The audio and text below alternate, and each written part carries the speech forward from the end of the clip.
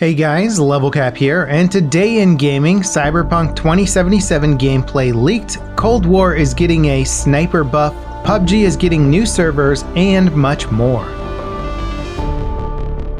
Copies of Cyberpunk 2077 are apparently in the wild as someone streamed 20 minutes of gameplay over the weekend. And despite being quickly removed from its original platform, the footage has since appeared on every video hosting site under the sun. As for what it shows, well, don't expect much new info. It covers a small portion of the game's beginning and doesn't really dive into actual gameplay all that much. Most of what's shown has already been covered by various trailers and screenshots. And while the leaked information isn't particularly interesting, some official news about Cyberpunk is cause for celebration. The game will offer a streamer mode that disables copyrighted music that YouTube and Twitch will flag for your content. So if you're planning on streaming or uploading footage of the game, you won't have to jump through hoops to avoid DMCA claims. CD Projekt Red have also clarified ray tracing support at launch for Cyberpunk. NVIDIA GPUs will be the only way of running the game with ray tracing enabled at launch. Support for AMD's new GPUs will offer ray tracing support but will be added after launch. It's likely support for AMD's hardware will coincide with the next-gen consoles getting ray tracing support as well. Both PlayStation 5 and Xbox Series X are based on AMD's RDNA 2 graphics technology. In other ray tracing news, the Vulkan API now has native support for hardware-accelerated ray tracing. This means that all Vulkan-capable GPUs, even ones without ray tracing-specific cores, will be able to run Vulkan games with ray tracing enabled. Now obviously, it's up to the developers to support the updated API, and performance on non-RT GPUs will probably be terrible. But it's still great that a competitor to DirectX 12 Ultimate is catching up. Doom Eternal, for example, is a Vulkan title that runs phenomenally well. Had it been a DirectX 12 game though, it may have had an easier time implementing ray tracing and been able to offer that as a feature. Now that Vulkan has been updated, future Vulkan games will have native support for ray tracing baked into the graphics API. NVIDIA offered some Vulkan extensions that enable ray tracing, but that left AMD hardware in the wind and was likely not as performant as the new native integration. Black Ops Cold War is getting a big sniper rifle buff. A dev working on the game recently tweeted an image of the game's M82 sniper rifle with a photo of a car getting buffed. The M82 is the game's big boy 50 cal, but it's too slow and unreliable to compete with the more popular Pellington 703. The same dev also clarified their stance on whether to buff or nerf a weapon. To them, TTK is king, meaning any weapon that falls on either side of the average TTK of the game will get buffed or nerfed to bring it more in line with other weapons. The game's first patch saw some tweaks to the more popular weapons in Cold War, but so far nothing major has been changed overall. Activision recently filed a patent that gives Call of Duty players the ability to share in-game loadouts via social media. The patent covers all the bases, so it might be describing a system that's ultimately less complicated than it sounds. But the gist of it is that if you find a loadout you really like, you'll be able to share that loadout with other players in-game or publicly via social media, email, and potentially even text messages. Past Call of Duty games have let players copy the loadout of a player that killed them, so it doesn't seem like that much of a leap to let players do that manually. The patent goes beyond just sharing loadouts and even dives into sharing challenges, stats, ratings, and more. So we could see a sort of social hub that players can interact with to share their content. Other games have dabbled in this sort of stuff before, but it would be a big first for Call of Duty.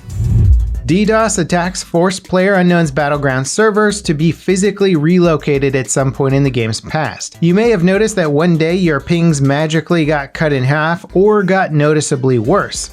Well, the good news is that the devs have finally found a solution. They've been testing relocating servers in North America and Europe to even out ping times across both regions. Some players in these regions, like East Coast players, might see slightly increased pings, but across the board, everyone should see a reduction unless you're also playing on PC. The changes haven't made their way to the game's PC servers, but that may change if testing continues to go well. Valve developers have lost the ability to manually ban players from Valve titles.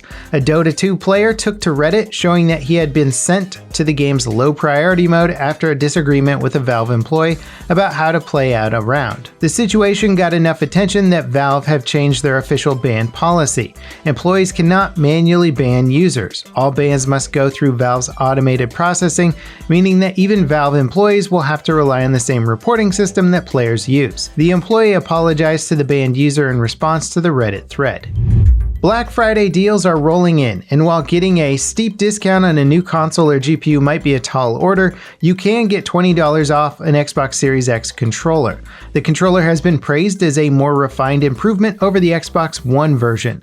The D-pad is much more responsive and borrows the Elite controller's design.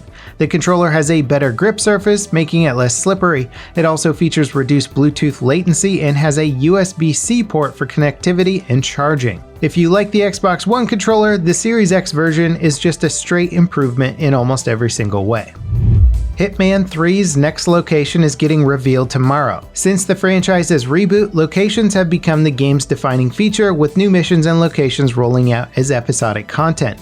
The devs will host a live stream tomorrow revealing the new location and discussing the studio's engine. So far, we've gotten a look at levels set in Dubai and Dartmoor, both of which have been pretty stunning. The thumbnail for the live stream on YouTube features neon signs and Chinese lettering, so it might be a Shanghai or other major Chinese city location. Hitman 3 launches in January. Community-made maps are considered to be the backbone of Counter-Strike Go. Considering that Valorant is so heavily inspired by CSGO, going as far as to have one of Counter-Strike's most notable map makers on its own dev team, you would think that custom maps would also be a big priority. But a new Dev Diaries video has ruled out custom maps for Riot's competitive shooter for at least a few years.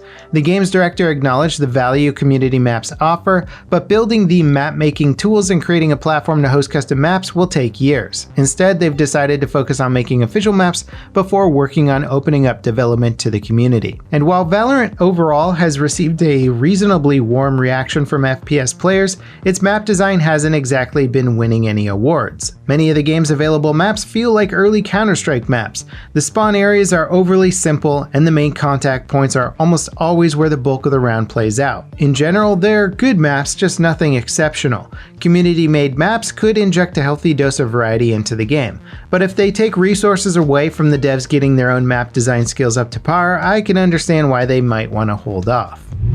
In our final story today, Ubisoft announced a new collection of Rainbow Six Siege bundles that directly support charities. The collection is called Sixth Guardian, and the first set in the collection is for Doc and benefits able gamers. They're a group that helps support and raise awareness for gamers with disabilities. To date, they've done some incredible work and is the world's largest disabled gamer charity. Twitch recently announced a $1 million donation benefiting able gamers during GlitchCon. All proceeds from the Sixth Guardian Able Gamers bundle will go directly to charity. And that wraps it up for today in gaming. As always, guys, thank you so much for watching. Let me know what story you thought was the most interesting in the comments down below. Don't forget to leave a like if you enjoyed the video, subscribe for more content like this in the future, and I'll see you guys next time. This is LevelCap signing off.